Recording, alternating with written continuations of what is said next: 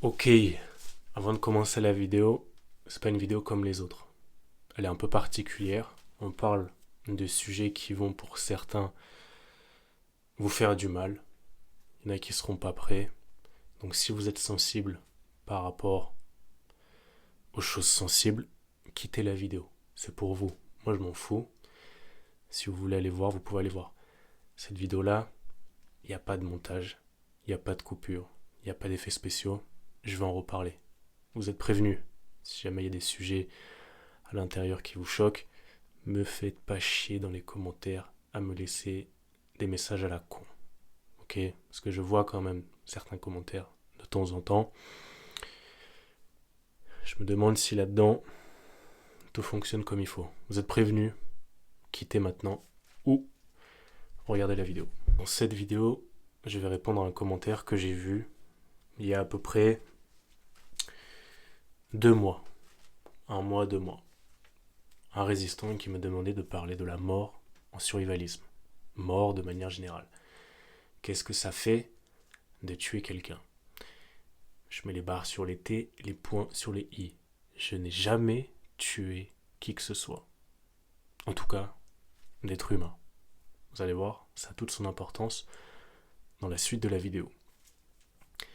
Pas de montage sur cette vidéo, pas de coupure, pas d'animation, pas de bling bling.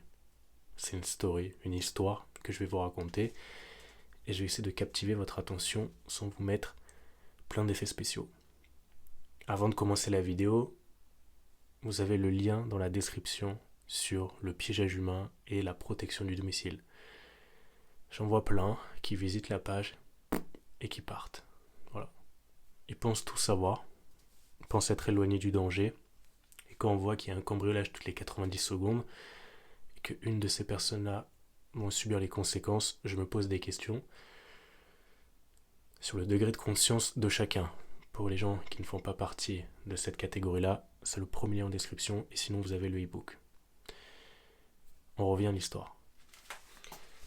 J'avais 11 ans, vous voyez l'arbalète dans le fond, je m'entraînais beaucoup. J'avais 12 ans. 12 ans, je pratiquais beaucoup l'arbalète. J'étais devenu très, très, très bon. Très bon. J'arrivais à taper une cible comme ça à 35 mètres. 35 mètres. Je sais pas si vous vous rendez compte quand même. Il n'y a pas d'optique de viser là-dessus. 35 mètres. Et donc, la première chose que j'ai tuée, comme un bon chasseur, on tire sur tout ce qui bouge. Forcément. J'avais vu un varan qui était au loin, peut-être à 10, 15 mètres. Et je pensais jamais le toucher de ma vie. J'étais en train de m'entraîner sur mes cibles et je le vois. Et je me dis, bon, je vais tirer, on va voir. Je décroche un carreau d'arbalète. Et le varan était dans des feuilles. Donc, j'ai pas vu sur le coup si une fois que j'ai tiré, je l'avais touché. Je me suis rapproché. Le carreau d'arbalète lui avait transpercé la tête de part et d'autre. Il avait encore la queue qui bougeait. Ce jour-là, ça m'a réellement marqué. Ça m'a vraiment fait drôle. J'étais pas triste, mais ça m'a vraiment fait drôle. À cet âge-là, normalement, bon, certains ne seraient pas choqués. Moi, en tout cas, ça m'a fait très drôle. Parce que c'est quand même un gros lézard. C'est pas une fourmi, c'est pas un moustique qu'on est en train de tuer. Et surtout la manière dont il est mort. Un carreau d'arbalète qui passe de part et d'autre, avec la queue qui bougeait, les pattes encore agitées. La mémoire musculaire. Et plus tard, bien des années après, je vais vous raconter un petit peu dans mon intimité. J'avais un chat, tout petit chat, toute petite femelle, tout kiki, un chat trop mignon, qui se faisait attaquer à répétition. Donc qui dit attaque, kyste, opération, on le coud et rebelote. Ainsi de suite, ainsi de suite, ainsi de suite. On a eu de la chance, ce chat-là ne s'est jamais fait crever les yeux, par exemple, à coups de patte ou à coups de griffe. Rien de très très grave. Mais à force, ça allait arriver. Le chat ennemi, je l'ai attendu avec un 22 long rifle. et je lui en ai collé une. Il n'est pas mort sur le coup. Il n'est pas mort sur le coup. Il a réussi à courir. Je pense qu'avec l'adrénaline, il a pu s'échapper. Et il y avait des traces de sang. Je pense que ce chat est mort. Je ne l'ai plus jamais revu après. Pour les rageux, allez vous faire foutre. C'est ma chaîne. Si vous voulez parler de tuer un être humain, on va commencer déjà par parler de tuer des animaux. Donc ce chat est très probablement mort. Il y a la chasse. La chasse, j'en parle pas, parce que je chasse un peu moins maintenant. Mais la chasse, forcément, on tue des gros mammifères. Donc là encore, c'est une autre étape. C'est pas comme tuer une mouche ou une guêpe. Maintenant, je vais vous raconter une histoire très importante. À l'armée, c'était il y a 2 ans, 3 ans, on avait une tradition, c'était de faire les repas collectifs. Et à l'armée, on a tout type d'origine. On a les îles Atlantiques, les Antilles, les îles Océan Indien, Mayotte, Réunion, les Malgaches aussi, certains. On a des Africains, double nationalité. Et on a, très important, ceux du Pacifique, les guerriers du Pacifique, Tahitiens, Wallisiens, Futuniens. J'avais un sergent qui était Wallisien, un gros sergent, bien balèze. Lui, je peux vous dire, il déchirait.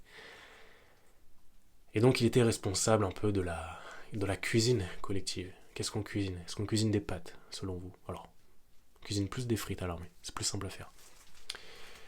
Le cochon, l'adjudant d'unité, celui qui gère la vie d'escadron, avait commandé 3 cochons. Ils étaient malades.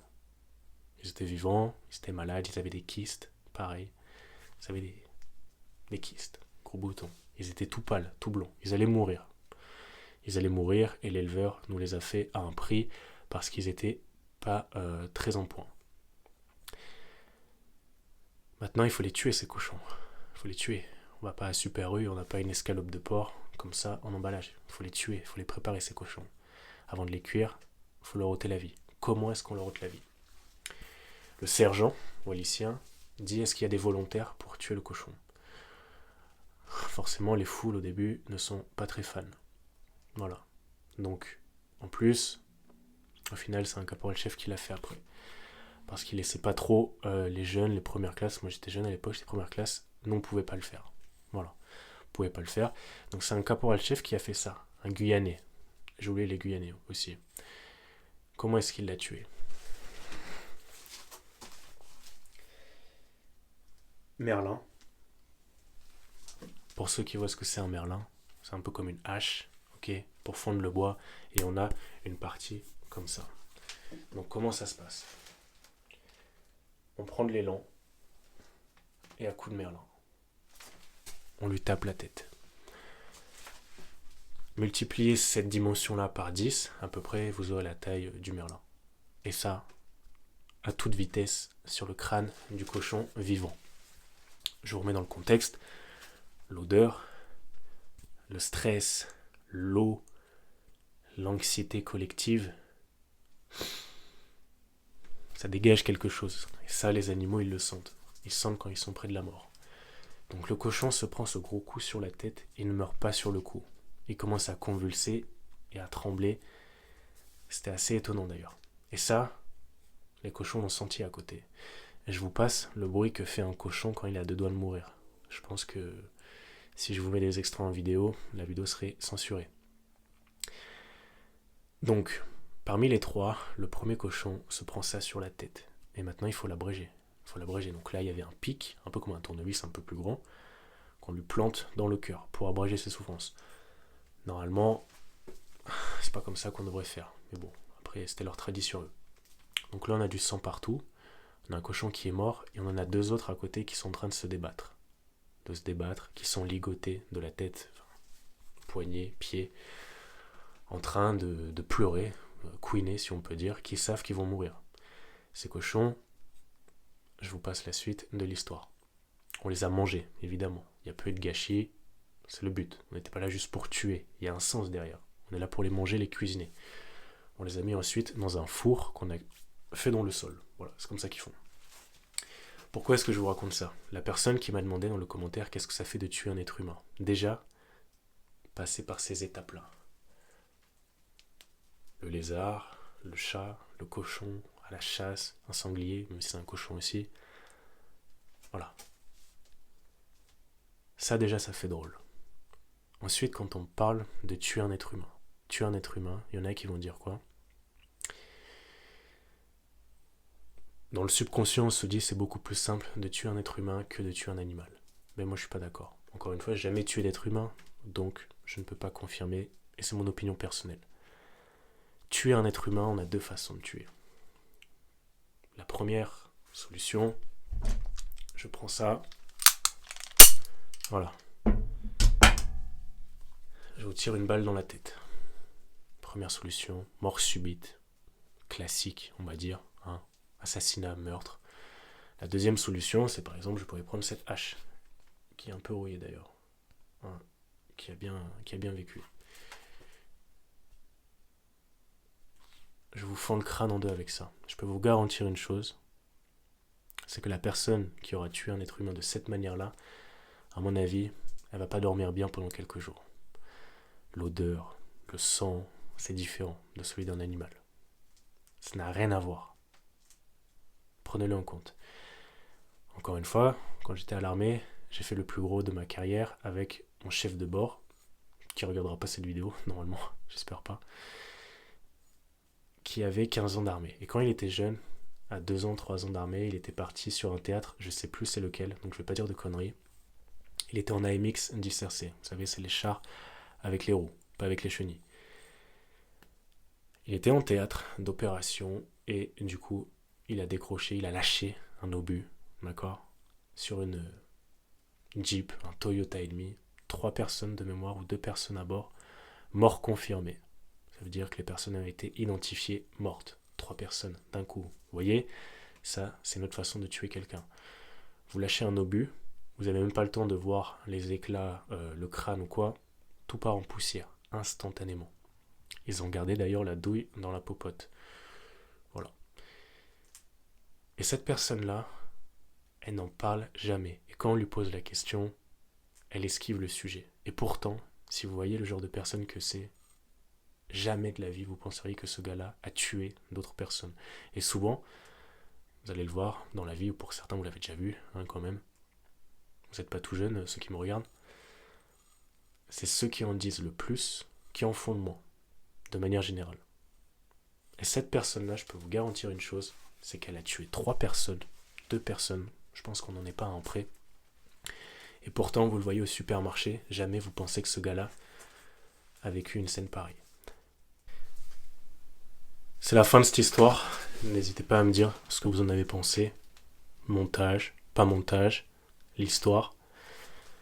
Vous allez liker, vous abonner, me faire votre retour sur les commentaires par rapport à ce que je vous ai dit. Ça m'intéresse. Les rageux, les mecs qui sont sensibles, j'ai mis un avertissement au début. Donc si vous êtes resté là, me faites pas chier avec des commentaires à la con. Allez vous inscrire et regarder la conférence sur le piégeage humain. Vous dormirez moins con ce soir. Je vous dis à très bientôt. Ciao.